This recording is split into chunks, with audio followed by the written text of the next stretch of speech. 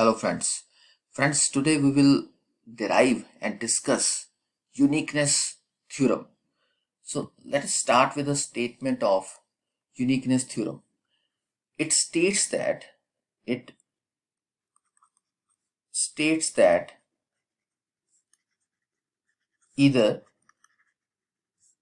Poisson's or Laplace equation Laplace equation has only one solution which satisfies the boundary conditions of the given region.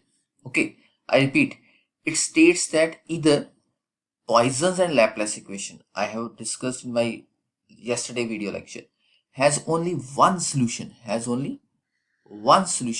why the name is uniqueness theorem. Unique means individual in itself. Okay, has only one solution which satisfies the boundary condition of the given region, and that solution will satisfy the boundary condition of the given region. There may be any region, there may be this region, okay, and at the boundary there will be only one solution which satisfy the boundary condition of the given region.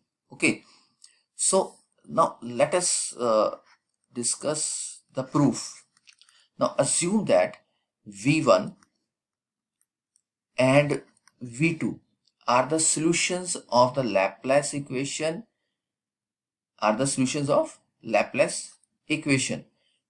V1b and V2b are the potentials on the boundaries. V1 and V2 are the solutions of the Laplace equation, and V1b and V2b are the potentials on the boundaries. Okay, now what is Laplace equation? That is del square V is equals to 0. So del square V1 will be 0 for this one, and del square V2 equals to 0 for this potential.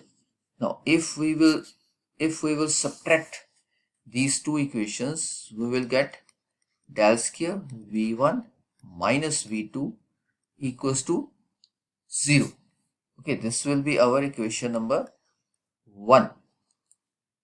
Okay, so as V1 and V1b and V2b are the values on the boundaries. Okay, therefore V1b equals to V2b equals to VB, or V1b minus V2b equals to 0. Equation number 2. Fine. Now consider a vector identity. Vector identity means I'm using a proved result, vector result, that is del dot phi a equals to phi del dot a plus a dot del phi. Now this is the proved result that I'm using here. Just like sin square theta plus cos theta equals to 1. Okay, that's a proved result. We use that result in different derivations. Okay, now here phi is a scalar quantity and a is a vector quantity. Let this scalar quantity phi is equals to v1 minus v2. Okay, because v1 is a scalar, v2 is a scalar, then subtraction will be scalar, and vector a, this I'm supposing, and vector a is equals to del v1 minus v2. That is gradient of v1 minus v2, and gradient of scalar is always a vector. Okay, therefore the above identity the above identity will become del dot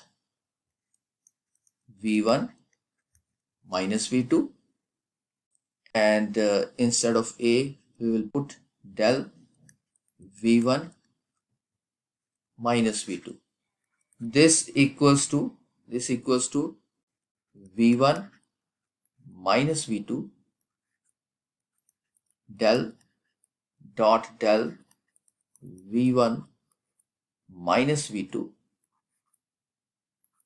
plus del v1 minus v2 dot del, this is dot del v1 minus v2.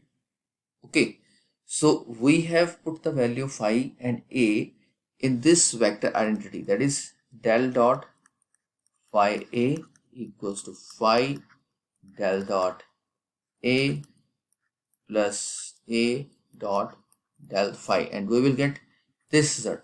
Now take volume integral on both sides. Take volume integral on both sides. Okay, I have taken volume integral on both sides. So I will write it here as dv, then again integral of v, I will write it here as dv, and plus integral of v, I will write it here as dv.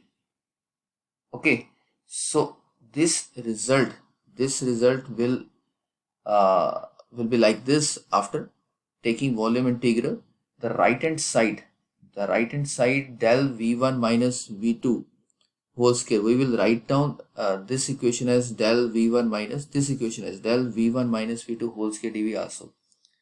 Okay, so right hand side will become, after taking volume integral, left hand side will be same, that is del dot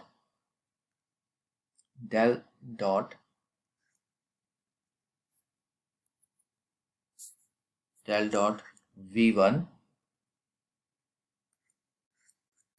minus v2 del v1 minus v2 dv integral. Okay, right hand side will be v1 minus v2 integral of v del v1 minus v2 dv. Now plus v del v1 minus v2 whole square dv. Okay, this will be our equation number 3. Now apply divergence theorem to the left hand side to replace volume integral to the surface integral, to replace the volume integral to surface integral. Okay, so left hand side will become integral of v1 minus v2 del v1 minus v2 dot ds. Okay, this equals to the right hand side equation. What I have done, now apply divergence theorem, that is a Gauss divergence theorem. I have already discussed in my Maxwell equations video lectures. Apply divergence theorem to the left hand side to change the volume integral to surface integral, Okay, so Gauss divergence, by using Gauss divergence theorem, we will get v1 minus v1 minus v2 del v1 minus v2 is equals to ds. Now but on the boundary this will become on the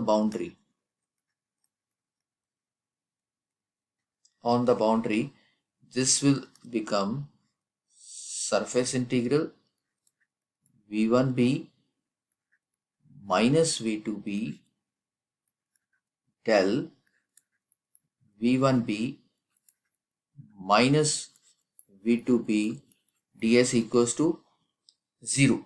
ds equals to 0. Why it is 0? Because v1b from equation number 2 using equation number 2, that is v1b minus v2b equals to 0. This was our equation number 2. Now if we will apply this equation at the boundary, so that equation will become 0. Okay, therefore by hypothesis, first term on the right hand side of equation number 3, we have proved that left hand side term will become 0 at the boundary. First term of the right hand side of equation number 3 will be v1 minus v2 del dot del v1 minus v2 dv equals to v1 minus v2 del square v1 minus v2 dv equals to 0. dv is equals to 0. Therefore, the second term of the right hand side of equation number 3, after putting equation 4 and 5, this is our equation number 5 and this will be our equation number 4.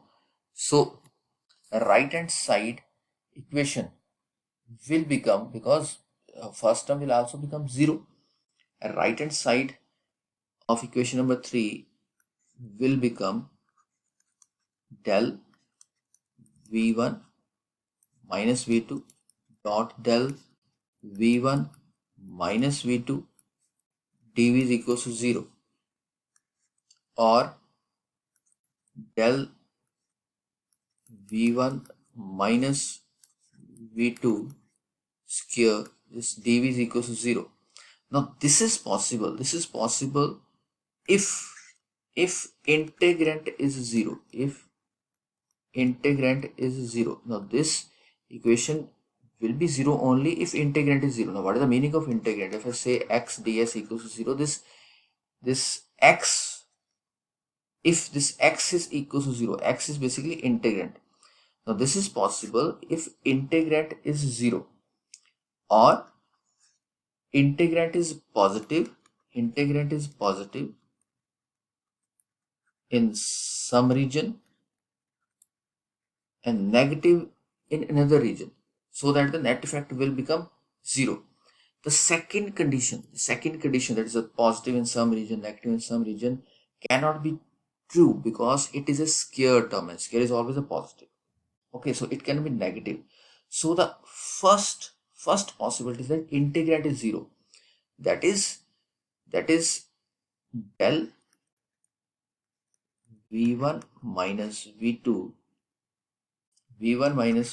square equals to 0, or del v1 minus v2 equals to 0. Now the if the gradient, this is the gradient of a scalar is 0 everywhere, okay, then v1 minus v2 cannot change with any coordinate. Okay, it's simply that if I say dy by dx equals to 0, okay, it means y is a constant. Okay, so here gradient of a v1 minus v2 equals to 0. It means v1 minus v2 is a constant. The constant is easily evaluated by considering a point on the boundary. So v1 minus v2 is equals to v1b minus v2b equals to 0. Okay, v1 minus v2 is equals to v1b minus v2b, or v1 equals to v2. Okay, so there is only one solution. That is v1 equals to v2. Okay, so there is only one solution at the boundary. This is basically the uniqueness theorem. We started from the Laplace equation and then we proved that v1 equals to v2. There is only one solution. This is all about the uniqueness theorem. If you will revise it, it's easy to understand. Thank you. Thanks a lot.